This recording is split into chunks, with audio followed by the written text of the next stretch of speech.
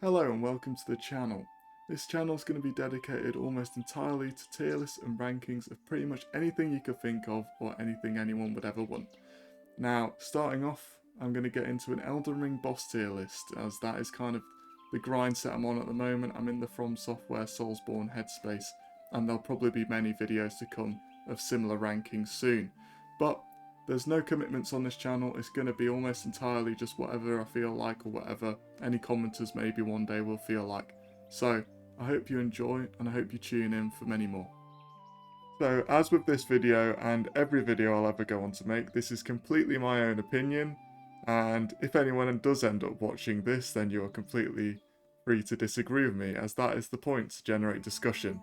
However, I will try to be as objective as I can be. Obviously, that's impossible to do it completely, but I will try to evidence my opinions with actual facts.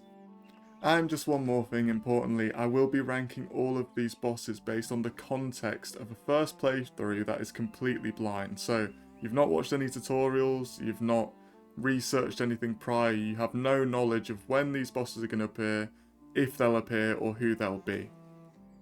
So, starting off quite weak, to be honest, the Ancestor Spirit. I think in the context when you first find it, you do not know, importantly, that you will then go on to fight the Regal Ancestor Spirit unless you skip for some reason. So I think in its context, when you first fight it, it's relatively cool, if very easy.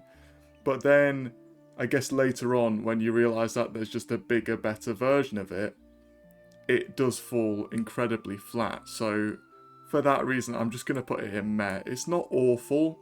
There are worse bosses, and I think the atmosphere is okay. Actually, it's quite good. The atmosphere is quite good, but the actual fight is a bit shit. And the Regal Ancestor just improves on it in every way, so I think meh is a good ranking for this one. Next, this is a tough one, Astel. Now, Astel, I think in terms of spectacle and atmosphere, is one of the most memorable fights in the game. He's very iconic, his design, the big weird anal bead design he's got going on.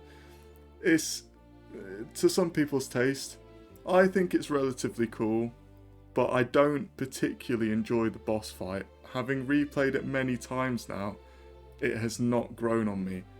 However, when I did fight him for the first time, I also didn't particularly like him that much. I think he's one of those bosses you walk in and you're like, that is cool. And then you fight him and you're on your third, fourth, fifth attempt and you're like, this isn't cool anymore.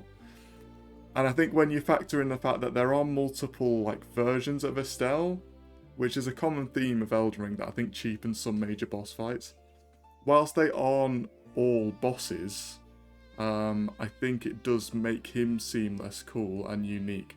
So for that reason, I think he's not meh, because he's definitely more memorable than Ancestor Spirit, so I'll probably put him in solid for me. I know some people would have him higher, but that's what I would think. This tier list is in a bit of a random order, so next we've got DLC characters, we've got Bayle. So we're diving right into some of the big ones now. Now, Bayle, I think, is probably top 2 dragon fights in the game. I don't think that's too controversial, unless you're some mega fan of Fortisax. But I think him and Placidusax, a bit of a spoiler, are definitely the 2 most memorable dragon fights in Elden Ring. Do I think they're the best dragon fights in the whole of the Soulsborne sort of franchise? They're up there, but for me, no. I actually wouldn't say it. I think, and I personally, without spoiling anything, I personally lean more towards the Placidusax fan group than the Bayle fan group. But I definitely appreciate the spectacle. He's very tanky, he's quite a difficult boss, and I would say he's probably one of the harder bosses of the DLC, just because of how tanky he is, and the fact you have to constantly aim for his head. So for me, I will probably go with... Oh, this is hard. I'd probably go with Great. He is very close to Cinema. I mean... Oh, no, I think he is Cinema, actually. Now I think about it.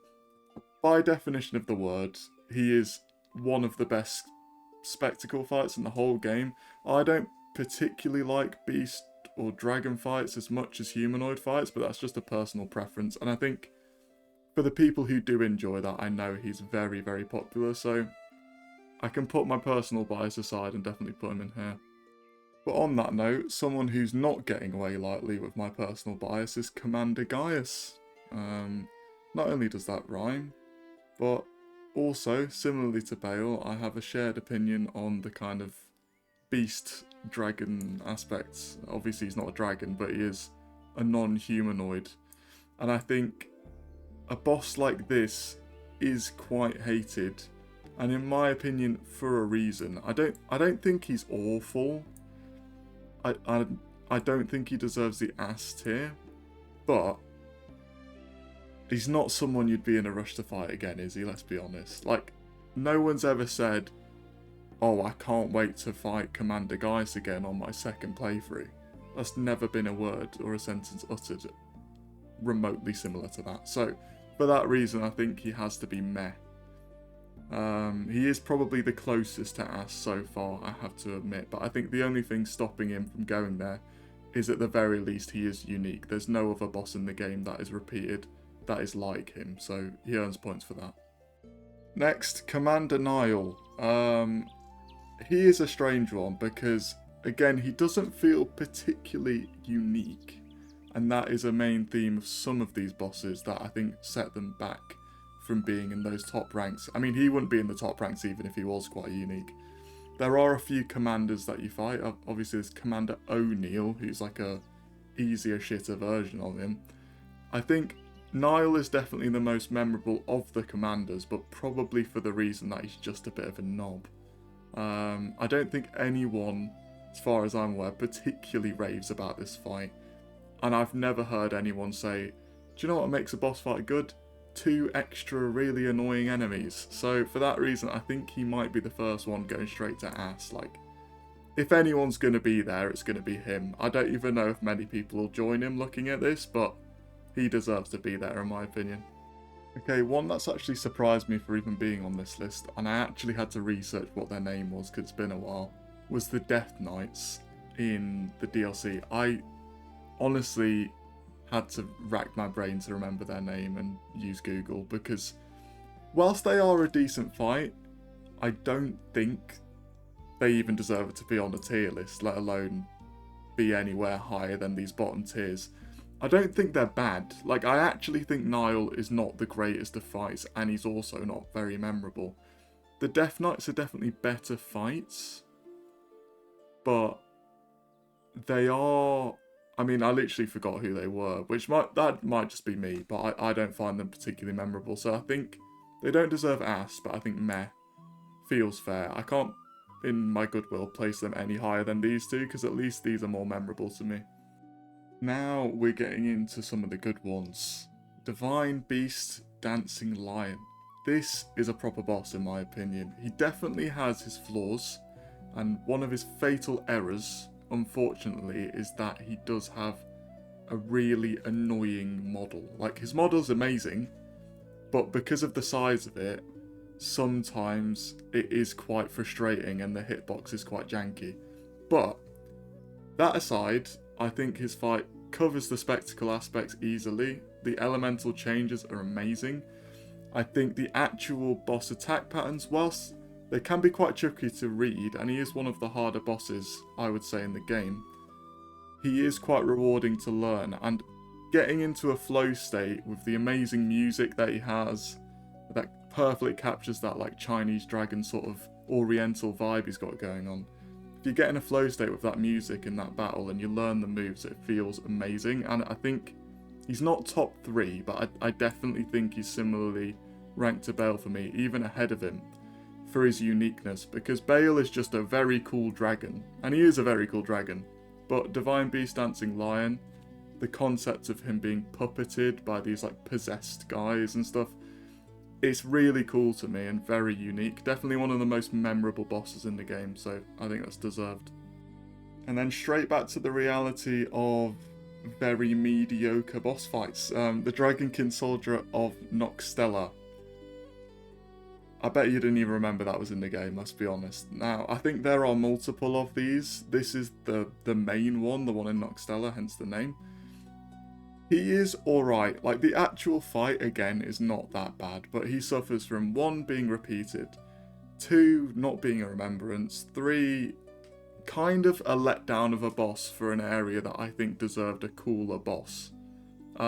So, for me, he honestly teeters on ass, I'm not gonna lie. I think there are truly no bosses on this list that are genuinely terrible, really. I might be missing one. Actually, no, there's definitely one. But there aren't many that I genuinely would say are awful. But I think in the scheme of Elden Ring, if there's anyone that's going to be at the bottom tiers, him and Niall feel like they deserve it to me. So I think that's where it's going. Now, Dragonlord Placidusax. This is how you do a dragon fight, in my opinion. I ranked Bayle highly. A lot of that is not even my own feeling. I kind of... You know, sometimes in life, you know something's not necessarily for you, but you kind of have to respect it because it's had such an impact on so many. That's how I feel about Bayle. So I'll let him off almost. Whereas with Placidusax, I think he is just better than Bayle in almost every way. But almost entirely only in the second phase. I think when he starts teleporting round and gains that mobility, which is a genius way of giving such a massive boss mobility in my opinion, FromSoft truly got around the problem of having huge bosses that can move, because being able to do that would feel horrible because your character's so much smaller, they're just going to chase you, you're going to feel like you never can get anywhere and the hitbox is terrible. But having the like invisibility and then he teleports out in that second phase and slashes and you dodge, and that flow is probably the best of any dragon fight, maybe other than Metyr and Dark Souls 3. So for me, he's the closest to top 3 on this list that any dragon or beast fight would probably get for me. With Divine Beast Dancing Lion, actually, I'd say. So I think he's going to go just behind, but he tips off Bayle there and beats him to it for me. Now, similarly, actually, I don't hate Elden Beast. I know a lot of people do. I do not. But that might have something to do with the fact that I came to Elden Ring quite late. And by the time I actually picked up the game and gave it a go and completed it, you could use Torrent to beat the Elden Beast. And I think Torrent makes this fight feel right. Without Torrent, which I've done on second playthroughs, third playthroughs, just more for the challenge, he doesn't feel fun to fight because you're just constantly chasing him. But I think as a horse battle, he works quite well. The only issue I have with Elden Beast with that though is that as much as I love Torrent, I think there's something a bit strange about like the final fight being better on your horse. It feels a little bit off to me. So because of that factor, I'm going to just put him in great, which maybe some people would see as a bit high, but I think he's more iconic and memorable to Astel to me. The spectacle's just as much there, if not higher. And like I say, I think, if anything, Astel's probably one that might have benefited from Torrent as well. So I think they're very similar, but I would just edge Elden Beast for that. Darth Vader, aka Elemer of the Briar. He is a hard one. He's got a very like aura farming vibe going on. He's very Darth Vader in my head, and that is cool. Like, he throws his sword, he does all these cool moves, and he's in a pretty cool area actually. The Shaded Castle's a cool area. A little bit of a neglected area in my opinion. I honestly felt as though it could have had a remembrance. He could have even been a remembrance. But I think, again, he's a good example of reuse of assets in Elden Ring cheapening a fight, because you fight bell-bearing hunters that are near or less pretty much the same, maybe a few moves are different. He's definitely the coolest of the bell-bearing hunters, but he is still just one of a group of bosses, which definitely cheapens it. So I think for the fact that he is kind of an aura farmer and he's relatively fun to fight, His arena's a little bit too small for me, to be honest, with the moves he does, but even still, I'll probably put him in solid. Not the most memorable, but he is kind of cool, so I think that's a fair ranking for him. Now, the Fire Giants. He is a hard one to rank for me because, let's start with the positives, okay? He looks really cool. The great scale, great ambition in terms of the actual look of the fight, and the second phase is really cool. The arena's cool, the lore's cool, he's got a lot going for him. What he doesn't have going for him in his boss fight is his boss fight. And what I mean by that is, it's basically just hitting a tree simulator. Like, if you just imagine his leg as a slightly moving tree that rolls around every now and then, you're basically just chopping wood on Minecraft. Like, it is very boring for a lot of the fight. And then you just chase him on torrent, hit his leg, maybe proc bleed, so on, repeat. And whether you lose just depends on, have you got bored enough to stop paying attention? Oh yeah, and then you die from a one-shot. So for that reason, for me, solid. Maybe that's a bit of a anticlimactic ranking after all that, but I think he's just such a tale of two halves. You've got one side of it that is kind of not related to the actual fight itself, that says, I'm top 3, and then you've got one side of it that says, I'm ass. So I think he just lands somewhere in the middle for me. Piss Ghost Godfrey. Now, Piss Ghost Godfrey is, when you fight him in the game, I think at the stage you fight him, you do not know Godfrey is truly alive, and you're like, damn, if you paid attention to the lore at all anyway, you're like, damn, I get to fight this really cool warrior who's probably dead, or you imagine he's dead because you're fighting this sort of ghost version of him.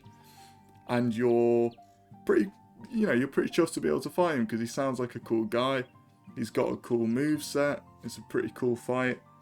And I think in the context of fighting him, not knowing there'll be another fight with him, he'd probably be higher up.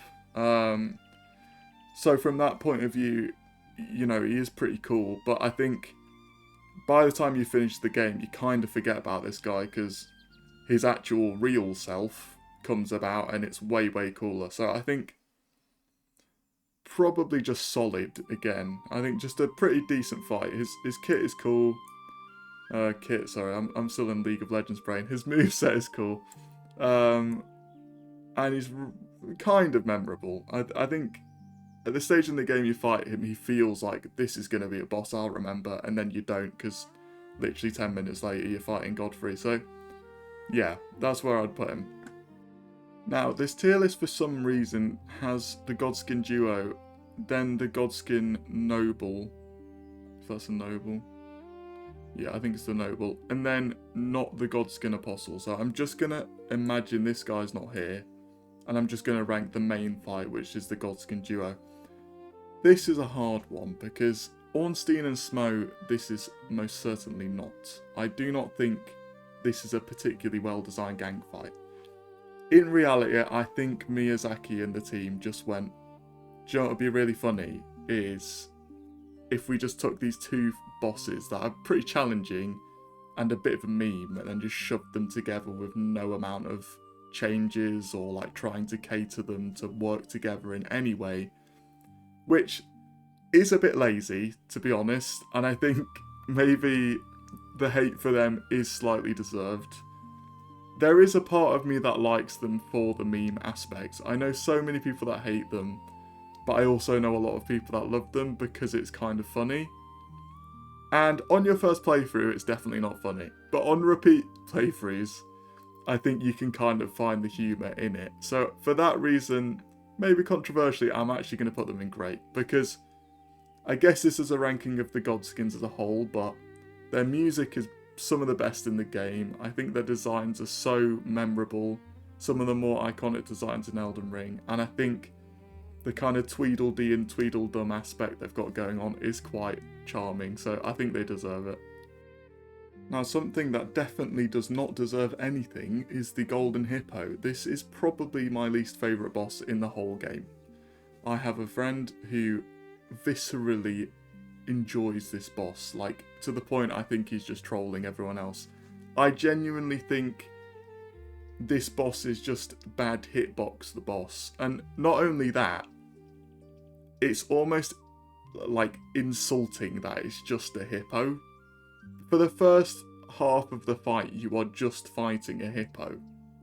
And I don't know about you, I wanted to play Elden Ring, not fucking Steve Irwin Simulator. So, for that reason, he's going straight to the bottom for ass. No redeeming qualities. Maybe the porcupine second phase is kind of funny. But no, that doesn't even take him up. He's terrible.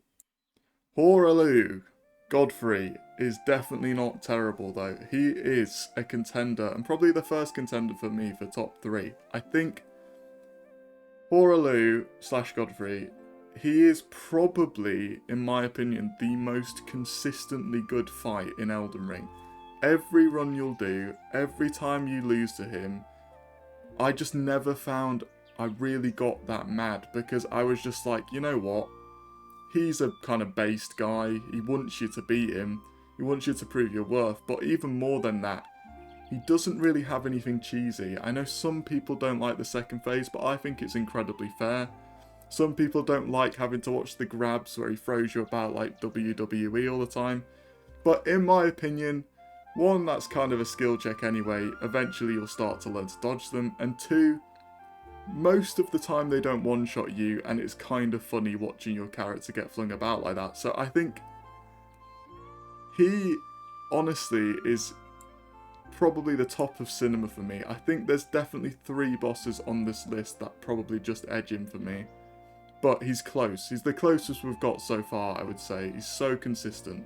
Needle Knight Leda and her allies is a strange fight, because the NPC style fights in this game, the invader style fights, are generally not memorable, and many people wouldn't even see them as a boss at all. But I think the reason it's on this list is because out of any of them in the game, if there was one you were going to put on a tier list, it would be this one. So it kind of gets credit just for that. It is quite memorable. It's got its own OST, which is really good actually.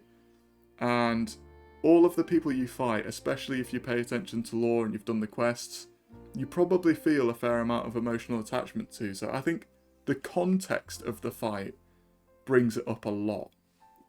Now, in terms of the actual fight, it is effectively just PvP against AI. So I think, for me, I'm not a huge fan of that. So it can't be any higher than solid for me just on that basis. But the other contextual factors, like with Fire Giant a little bit, I suppose, raise it up for me. And I'd probably even put it at the top of solid, because I really like some of the emotions and context around it. I just wish they had the balls to just say, fuck it, you know, let's just make them actually a boss and not this like PvP style fight. That would have made it really good in my opinion, but still pretty good. Leonine Misbegotten. He is effectively Slave Knight Gale, if Slave Knight Gale was way less cool, which you'd think that would still put him very high. And to be fair, it puts him at a decent rank, but I think he has such a similar moveset to Gale. I'm pretty sure some of his moves are literally from Gale, but without the context of what made Gale so amazing to fight, you start to lose the magic a little bit, because moves only get you so far. So I think fighting him at Castle Morn at the start of the game is pretty cool. Like, when you find him, you're like, this guy's cool, and you get the grafted greatsword. I never used it, but it's a cool weapon. So I think in that context, he's pretty cool, and I think you probably end up playing the game thinking he's going to be a memorable boss, like Pisco's Godfrey almost. But then by the time you finish, you kind of forget about him because there's so many people better. But it's just a testament to how good the game is and how many good bosses there are. So I think Leonine Misbegotten is probably... I feel like I'm putting too many people in solid, but I think he's solid. So that's where he's going, I suppose, yeah. Now, if we're going to talk about reused bosses, look no further than Lichdragon Fortisax. This is a sad case to me, because I've made the argument with many people before. I think this guy had potential to be up there with the Bayles and the Placidusax, and I think FromSoft probably wanted him to be. It was probably meant to be this big three of cool dragon fights, because they kind of gave him that sort of aura, but the problem is there's so many ancient dragons in the game, so many. Some of them aren't even bosses, actually many of them aren't. And I think not only is there many, they also use some of his coolest moves. So I think the fact that he doesn't have hardly any uniqueness really, really destroys how high you can rank him. But it's a shame, because I think this like undead death-like dragon concept and where you fight him and the quest you have to do it is so cool. He had potential to be even higher than these two, honestly, if he was completely unique. So I'm still going to put him in great, because I do think he's cool, and his OST, which is a big deal to me, is brilliant. So I think he gets good points for that, but he can't go any higher just because of lacking any sort of unique identity. Loretta, Knight of the Haligtree. I think this is Knight of the Haligtree. I'm going to move this version of Loretta earlier and just rank them both. Now, this is basically Godfrey and Pisco's Godfrey situation. It's effectively the same thing, except they're nowhere near as good. So honestly, this is meh, this is solid. Actually, they're both meh, to be honest. I think this is still meh, but just slightly better because it's at least real. So you actually really kill her. But yeah, I mean, God, other than literally just that one spell with the bow, like where she does that, I don't think there's anything special about her at all that sets her apart from a tree sentinel or anything of that nature. And tree sentinels are very common, so she is just the meh Elden Ring boss. Like, this tier is made for her. This may as well be called the Loretta tier. That is kind of how I feel about her. Now, unfortunately for Magma Wyrm Makar, I could probably say the same about him. He's kind of just the epitome of meh. He really wants to be with these guys. I mean, he can't even reach Fortisax, so like he's not making it to the big time in terms of the dragons. But I think he again suffers like Fortisax from being repeated. But more than that, I just think he's less interesting, full stop. So he kind of just falls a lot lower for me into the meh tier. Maliketh, the Black Blade. He does not fall into meh. He does not fall into ass. He does not fall into solid. He does not fall into great. He may fall into cinema. He even may fall into top 3. This is a hard one. He is probably, like with Godfrey, he's a very similar ranking one to me. I think memorability, easily top 5 in the main game, if not top 3 in the main game, I would say. OST is good, but actually quite forgettable. I probably couldn't think of it off the top of my head, which for some of these bosses definitely brings him a little bit lower. Phase 1, pretty cool. I really like Beast Clergyman, and if you've done his quest, really cool that you get a different dialogue change there. Phase 2, amazing. Honestly, like, I love it. I know some people hate it because they feel it's a bit unfair or bullshit sometimes. I don't think that's true at all. I genuinely think having this huge boss, this huge beast basically, fight as quick as some of your nimble, agile humanoid bosses and bounce around off the pillars is such a fun mechanic. It feels so cool and cinematic, and it makes you as the player feel really cool when you're fighting him. So I think from that point of view, I'm genuinely going to put him in top 3 for now. He might move out, and if he does, he'll fall out valiantly, but he is honestly probably one of my favourite bosses in the game easily. I don't think that's controversial either. He's very, very cool. I love his design. I love everything around him. Like I said, the only thing that I think holds him back in any sort of way, his OST is a bit unmemorable. And if anything, on repeat playings, when you get a bit better at the game, he's so cool that you actually just want the boss fight to go on a bit more, which we'll discuss with someone else very soon. But I think he is just such a cool boss that you get him to phase 2 and he's half health, and there's a part of me that just wished he was like Malenia, where it's a full health bar phase 1, full health bar phase 2, but I'm sure me on my first playthrough didn't want that. So you win some, you lose some in that way. It's kind of just a how much you enjoy difficulty thing, but I think he definitely deserves a very high ranking. Someone else who deserves very high ranking, Margit the Fell Omen. Now, he, as basically the first major boss of the game for the vast majority of people, is special and memorable. And I think despite the fact that you do fight him again, similar to kind of like Godfrey or even Moog, it is less of a big deal because I think the lore makes it so when you find him again and you realise he's not dead, it's actually quite cool rather than it being like, oh, him again. So I think he almost earns more points for the repeatedness of his fights. So yeah, I think for me, he's one of the most memorable easily because he's the first one you kind of really get your teeth into. He's probably the make or break point for many players who've just, you know, been roaming around, picking up some weapons, fighting the odd little thing.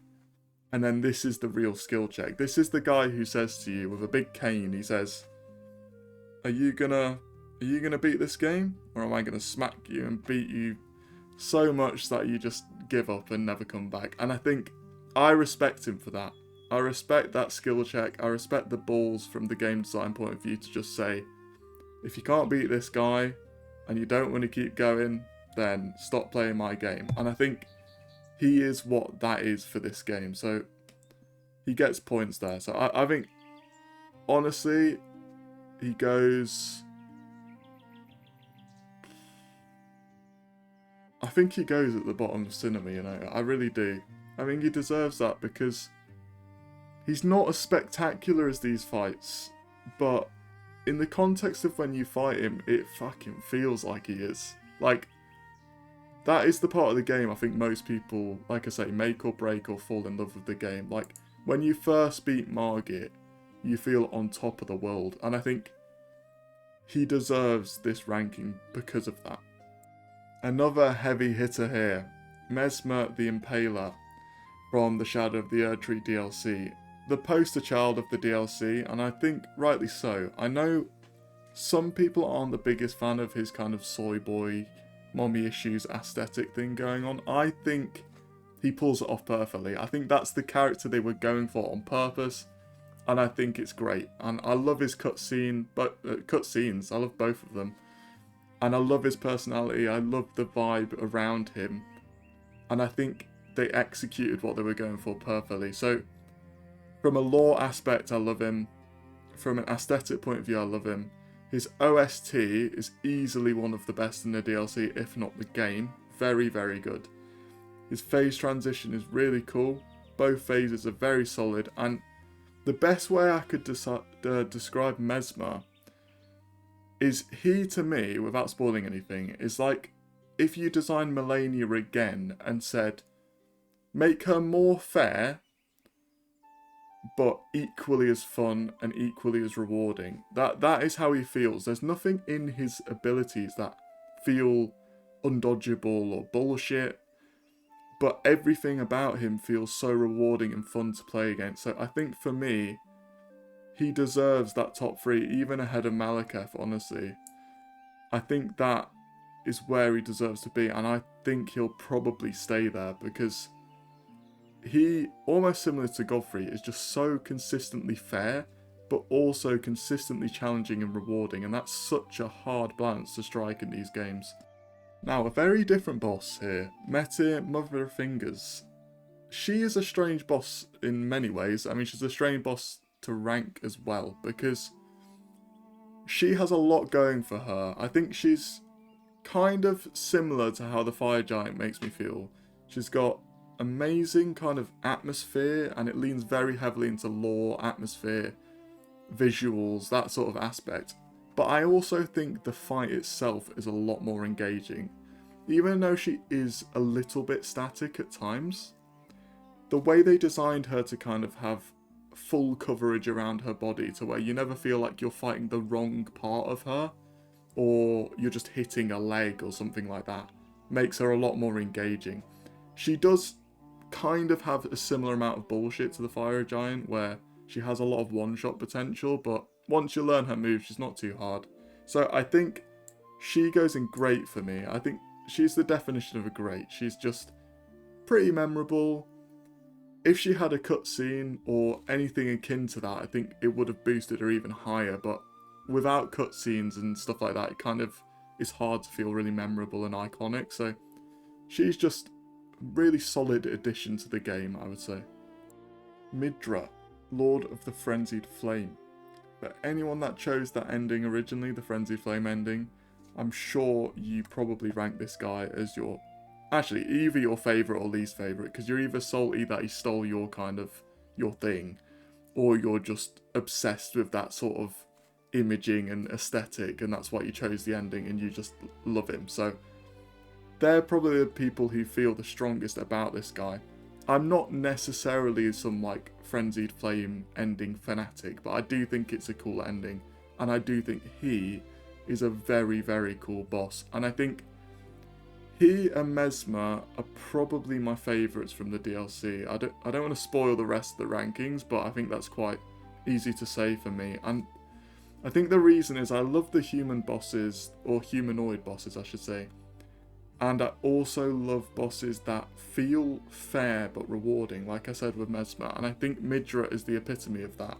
Madness feels like such a bullshit status effect to get, but in the context of fighting Midra, when you do get it, it is entirely your fault. There's nothing that he does that feels completely undodgeable or unfair. So, for those reasons, on top of something I haven't even got onto, which is his OST again, is incredible, and I think everything around him is the most Bloodborne feeling in the whole of Elden Ring, and I love Bloodborne, so he does go up a lot in that aspect for me, and I think for now, he will join the other two in the top three, probably just in front, just in front of Maliketh, just behind Messmer for me, but he's really high up there.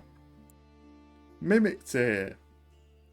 I guess this boss is as cool as your build, so in a way, you could say he's just the coolest guy in the game, because if you think your character's cool, then the Metyr is cool. I'm only joking. He's really shit, let's be honest. I think the concept is cooler than the actual fight, because, as I said, PvP fights in this game are a bit boring to me, and they don't feel very unique. And I think also, not that everyone would do it on their first playthrough, but when you've got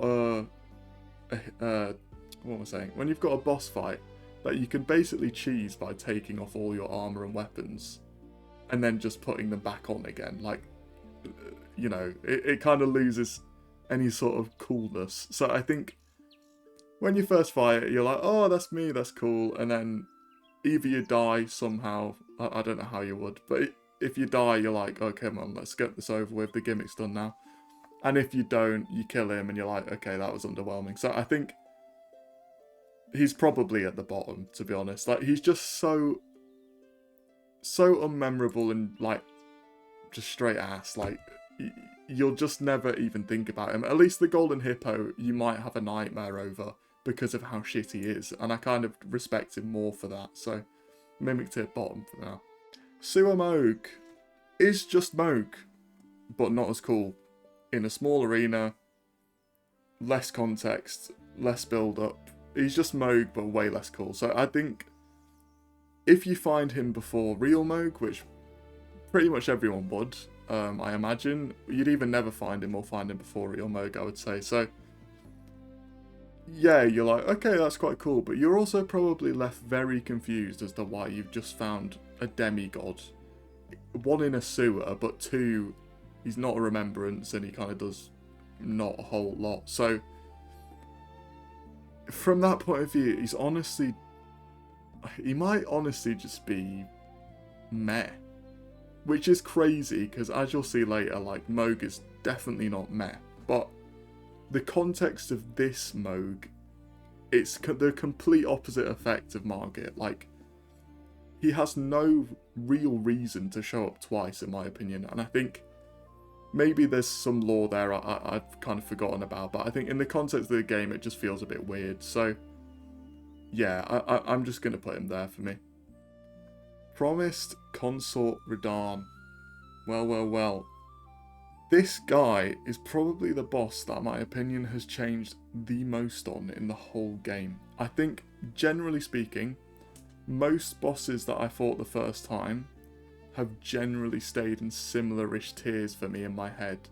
Whereas this guy, when I first fought him, especially pre-nerf, to be honest, that shit was horrible. But when I first fought him, he would have been in ass, honestly. I just hated him so much. I thought he was so overloaded, so unfair, so bullshit. And a big part of that was frustration at how difficult he was, 100%. But I think now he's been nerfed.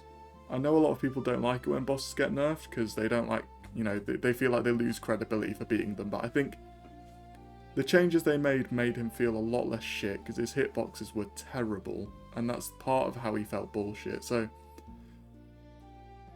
it kind of has opened my eyes to how much he's got going on for him. And I think one of the biggest problems with Promised Consort Radahn was, especially as a lore guy, getting to the end of the DLC and this secret final boss being Radahn again kind of was a letdown, because I think, one, it originally felt like it kind of tarnished the original Radahn, and then two, it just didn't feel like it made sense to me. So I think that at the time context has to be factored in, because there was initial disappointment there. But now the fight is a bit fairer, and I see him for what he is rather than what I wish he was. He is still a very good fight. He's very challenging, probably up there with some Sekiro boss fights like Demon of Hatred and Ishin for me, as some of the hardest fights in all of these games. So I think that doesn't necessarily boost him up, but I think the challenge is fun for people that have played a lot. So I would put him here for me. So somewhere here.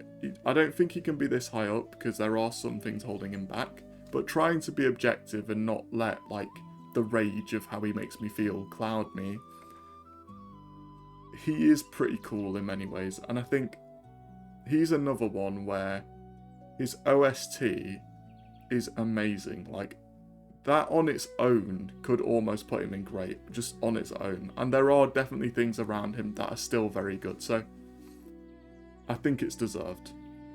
Putrescent Knight. Quite a weird and random boss, I would say. I think the area you fight him and the kind of secrecy of that seal and when it breaks, and then going to this little corner of the map that feels a bit hidden, and all the purple iconography and St. Trina style stuff going on, makes him feel unique and cool. And I think one of the only complaints I really have about this boss is quite a strange one, and it's just that he's a boss, he is the remembrance boss of the like sleep St. Trina style area, which is quite a big thing in the DLC, and also one of the parts I found most interesting.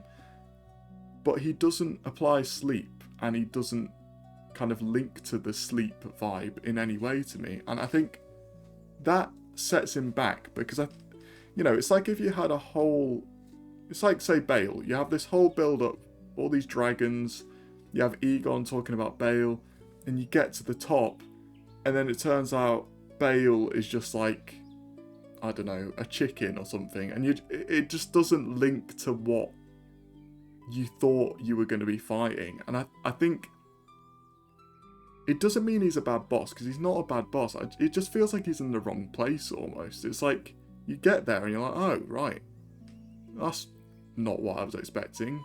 And that's the main feeling I had when I fought him. So for me, I think he's probably just solid. Somewhere around here. His actual fight's pretty cool. And I do really like the jumping. When you jump over his flames in second phase, that's a cool mechanic. But other than that, I think he's just kind of like, whatever, not too bad. Radagon of the Golden Order. He, for all intents and purposes, should be higher than he probably is for many people. Not because he actually should be higher, but because he has the potential to be higher. He had that potential. He could have been like a 2-phase fight with him in one phase and then Marika in the next. He could have binned off the Elden Beast thing and just been completely on his own and kind of aura farmed a bit more. Because I think his opening cutscene is really cool. When the music sets in, you're like, okay, this is it. And then you fight him and it's not spectacularly difficult. It's nothing harder than what you've already faced. And I think it doesn't feel as final bossy as it should in many ways. And I think FromSoft have struggled with that in a lot of their games. I think Gehrman and Ishin and Soul of Cinder a little bit maybe. I think those are fights that got it right. Gwyn is too easy, but he captured the atmosphere. But I think Radahn to me is like, he kind of doesn't really do any. He captures the atmosphere for the cutscene, and then you fight him and he kind of loses it because he's not that hard. And then you kill him and he just disappears, and then you fight the Elden Beast. And I think he loses like aura status for that, which he should have. So for me, I think he's just another one that's solid, somewhere around here. The Red Wolf of Radahn is an example of why lightning sometimes doesn't strike twice, especially if you don't put in enough effort to separate the two things. And I think Sif in Dark Souls 1 works so well because of the context and the lore surrounding him. His actual fight, let's be completely real, was not that amazing, really. But, you know, the lore and context of fighting him made it such a memorable and emotional fight in such a different way to how they normally are. Whereas the Red Wolf of Radahn is basically just them saying, let's make Sif again, but with none of that context, and kind of just ends up falling by the wayside. Like, no, I've never heard anyone say their favourite boss is the Red Wolf, so he kind of just feels like a regular enemy slapped into an area. So for that reason, I think he's just meh. He's not egregiously bad or anything, but he's just very forgettable. The Regal Ancestor Spirit. Now, I touched on this before, and I should have probably ranked them at the same time, but this guy is just the Ancestor Spirit done right. That's all he is. And if anything, if the Ancestor Spirit didn't exist, this guy would probably go up a rank. But just because he does, well, not only exist, he exists almost immediately before, which takes him down even further because you just get sick of it at that point. But his OST is great. The tribal-y aspects of the sound's really cool in the atmosphere, and I think the different form changes are a cool idea, just not executed that well because I think his fight's a little bit boring. But even with that factored in, I think he still deserves to be solid, just for the reasons discussed, but only just a bit above the first one. Rennala, the Twin Moon Knight. She is the epitome of missed potential to me. But for one reason that is actually not really much to do with her fight, to be fair to her. She needed a cutscene so badly. Her fight is great, and her OST is great, and everything around her lore-wise is pretty cool, but they didn't capitalise on that lore, and in many ways, that's not really anything to do with her or her fight. It's just a shame that they clearly didn't have the time to make it or something, but she deserved a cutscene, and if she did have a cutscene, she'd be pushing right at the top tiers, but I think without one, she's probably just at the top of great. She really could easily be cinema if she had a cutscene either at the start or in the middle, but I think you lose any amount of personality or kind of like aura farming that you get going on with some of these other bosses that make them memorable. Which is a shame, because I think she had the potential to be one of those bosses. Now, Rennala, her sister, does have a cutscene, has two actually, which are quite cool, and also a bit creepy, the first one, but she is almost the opposite. I think the actual fight is not bad for a mage fight, which are normally not as interesting as like sword fights, I suppose, for the humanoids. Like, it's not a badly done one at all, but I think The first half's basically just a gimmick, and the second half is okay. It can be frustrating at times, but it's not too hard. So I think the atmosphere and everything around her is pretty good, but I think she's just kind of around solid. Like, she's a similar sort of idea to Fire Giant. A lot going on for her, that's great. A lot going on for her, that's not so great. Romina, Saint of the Bud, has R'hllana syndrome, I can't lie. She also really desperately needed a cutscene or something, just a bit more. Maybe a phase transition cutscene, a starting cutscene, a bit more of a build-up before it, just anything to give her more of like a feeling of, ooh, this is this boss. But when you fight her, you're just like, okay, there's a centipede woman, that's kind of cool, but I don't know why I'm fighting her. And I think a lot of bosses in this game suffer from that. The actual fight itself, though, is pretty cool. The OST is pretty cool. She looks cool, and I think, if anything, she's just very inoffensive. I don't think she's too hard, but I also think she's pretty challenging and fair. So in many ways, I think she's the epitome of great. She, similar to Metyr, just quite inoffensively decent. Just misses out on some of the things that push people up higher, so not her fault. Scadutree Avatar. Now, this guy, in a way, I feel similarly about, again, to like your Metyrs, R'hllana's, Romina's, missed potential. Maybe there could have been more of an explanation of why you're fighting it, and had a cutscene or any sort of context that gives it more life, but I think the actual fight itself just isn't as cool to me. I think it looks cool, and I like the design, and I really like the music, but yeah, the actual fight itself is quite forgettable to me. I know people like the, oh, I'm back again thing, but that kind of just got on my nerves. I can't lie, after a while, I was just ready for it to be done.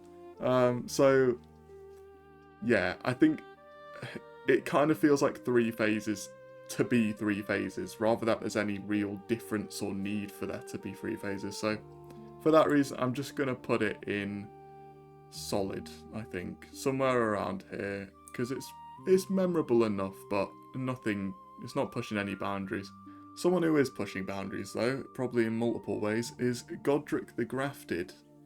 He is very similar to Margit in my head. He is your introduction to the game with that other guy, and those two as a duo really introduce you in such a brilliant way to this game. They really sum up Elden Ring to me. Like, the boss music is amazing. He is quite whimsically, like, kind of funny, but also, like, vile. And he just captures the feeling of Elden Ring, which is just so, like, fantastical and strange, but so cool in so many ways. And I think for that reason, he deserves to be in the high tiers with his friend Margit, because neither of their fights, I think, are top tier, like as actual mechanical fights, but they're so memorable, so iconic, and the perfect stepping stone introductions into the game. Now, into the real heavy hitters we go. So, Malenia, Blade of Miquella, and Goddess of Rot by extension. This is probably the most iconic boss in the game. Her aesthetics, the look of her, especially in second phase, I think are amazing. I think they captured lightning in a bottle with her. Probably something they might only manage once per game, if they even manage it. Like, I think these like female humanoid difficult boss fights they do have become quite synonymous with FromSoft, and I think Malenia encapsulates everything about those fights. Her OST is very cool. Her cutscenes are probably the most iconic in the whole game. The reactions to Twitch streamers playing against her and finding her is hilarious.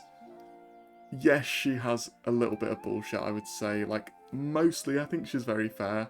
Waterfowl Dance, I know it's dodgeable, but it is bullshit. Even years later, even with experience of knowing how to counter it, it's not a fun move to dodge. But, even with that said, she, to me, is Elden Ring. She is what people fall in love with this game for. It's difficulty, amazing like visuals, atmosphere, lore, everything.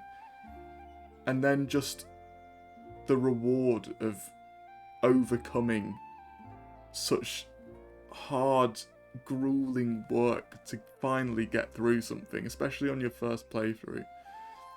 She is what this game is about, in many ways, rightly or wrongly, but I think for that she has to be number one, and Maliketh is going to drop down for now.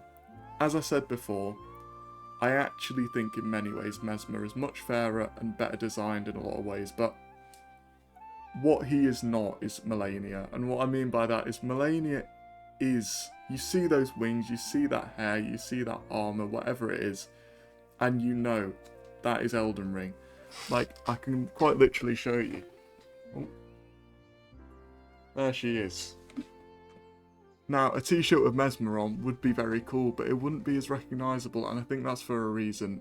She encapsulates what this game is. Another who I would hold, honestly, to a similarly high esteem, just maybe slightly less memorable and iconic than her, is Mohg, Lord of Blood.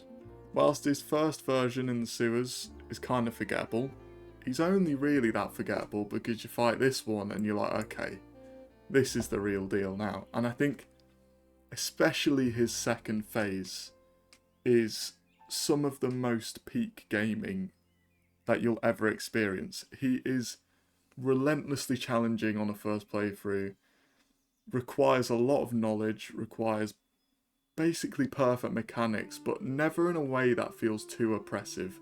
Even his Nihil famous phase transition, there are counters to it. Obviously there's the items you can get in the flasks, but even away from that, you can beat him without those things. You just have to become perfect, and I think bosses that train that into you, they'll make or break you in many ways, but for me, he made me. He was the boss I had the most attempts on my first playthrough, and I never ended up hating him. I was frustrated, but I came away from it thinking, you know what?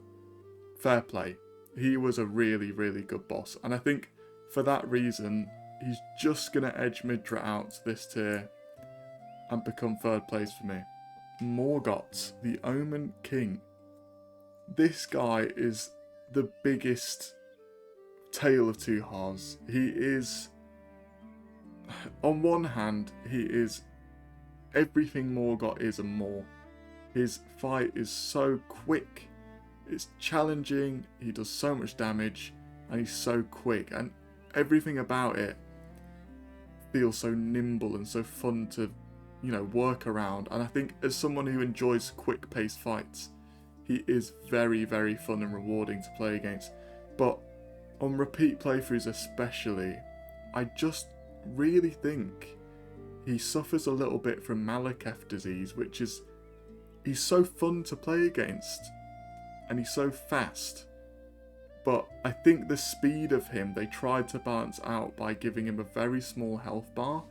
And when you get a bit better at the game, maybe not on the first playthrough, but when you're better at the game, it's almost sad how quickly he dies. Even if you're not using some overpowered build or weapon, he goes down very quickly when you know what you're doing. And I think that's a shame, because if he had a whole other health bar, like a Malenia for example, or even a Mohg, he would probably be in the top 3 for me, because I think as a character, he is probably the best and most fleshed out character lore-wise in the game.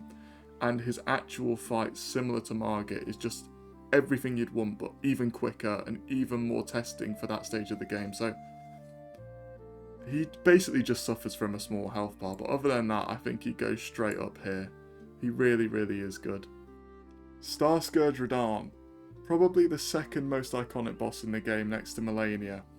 And for me, he definitely achieves similar heights to her, especially in terms of spectacle, if not higher in terms of spectacle.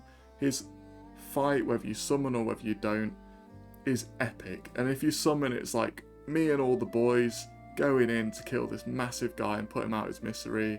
This epic legend, you know, in the lore, and it's a really cool feeling, the festival. And the build-up before it even adds to it even more. But then on the flip side, if you do it on your own, you just chose to go the hard route, especially pre-nerf, which I never did, luckily, thanks for my sanity. He is equally as cool, but more in that challenging and viscerally unforgiving way. So I think he definitely is high up, and he's probably almost definitely Cinema, let's be honest. But I think that there's just something about how large he is, and some of the moves maybe sometimes feeling a little bit unfair, and the frustration of, okay, now I've got to get on my horse or walk all the way to him every single time after I die. I think that does wear thin after a little while. So I think he's got a lot going for him, and he's probably around here for me in the middle of Cinema. Very high up, but I prefer the more agile humanoid bosses. So it's a testament to him that he's still this high up.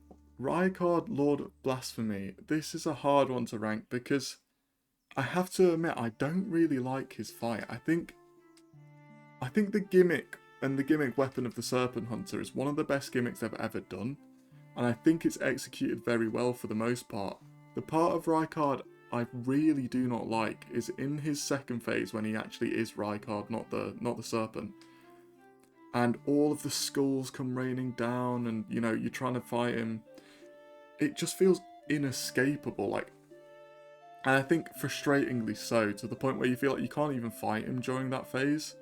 And not only that, but the camera does not help. Like, some of these skulls are coming towards you, damaging you, knocking you down, and all this sort of thing.